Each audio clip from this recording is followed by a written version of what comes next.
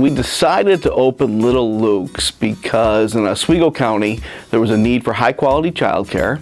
There was also a need for integrated classrooms for special needs children, preschool classroom ages 3 to 5. And our goal when we started was to be the best childcare in Central New York. That was it, plain and simple. We wanted to be the best. And keeping that in mind, we were able to hire high quality people and provide great programming. And every day we look at ways to improve it and make it better. When you walk into Little Luke's and you see what we do and you see the people that are engaged with the children, the way they're engaged, I think the parents can appreciate that. And they can tell the difference between Little Luke's and another child care center. I think every parent wants to know that once they enter into Little Luke's, that there is some level of security so that not just anybody else can enter into Little Luke's. And what we've done at all the Little Luke's centers is we have a touchpad. So that every parent that shows up, in order to get in, they're given a special code. They've got to punch in that special code in order to enter through the door.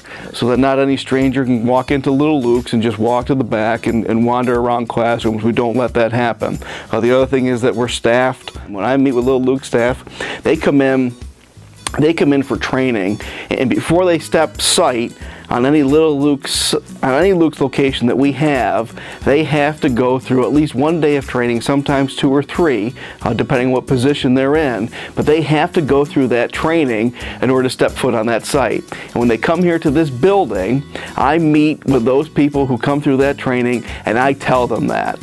Every single person that comes through there hears me say the opportunity that we have to take advantage of.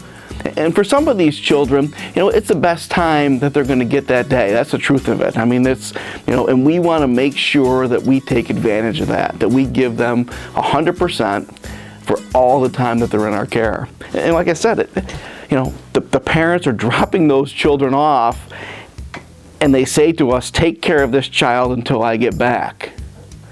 Who else has that kind of responsibility? I can't think of anywhere else. You think maybe, doctors who have you in surgery, right? And they have you in a situation where you're pretty vulnerable, and you really need their help. But think of some other situation where somebody comes and hands off their child and says, here, please take care of them. I mean, I have 2 children. When they were young, my mother, we let her at times take care of the children. She passed all the FBI background checks and everything else necessary that made me comfortable to allow her to take care of them.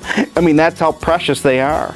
So, we understand when parents come to us what they're looking for.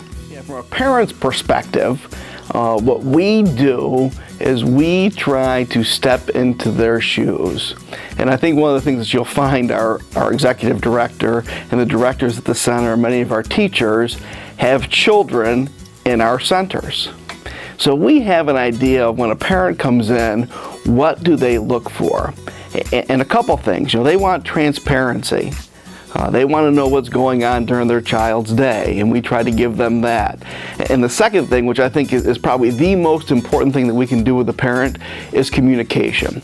We have a number of different forms of communication. We send home daily notes to them. We have notebooks that go home to them. We send the projects home to them. But we want to make sure that parent understands what we're doing at Little Luke's during the day. And I think as long as we communicate with them, and as long as we take great care of the children, that I think those parents will appreciate it.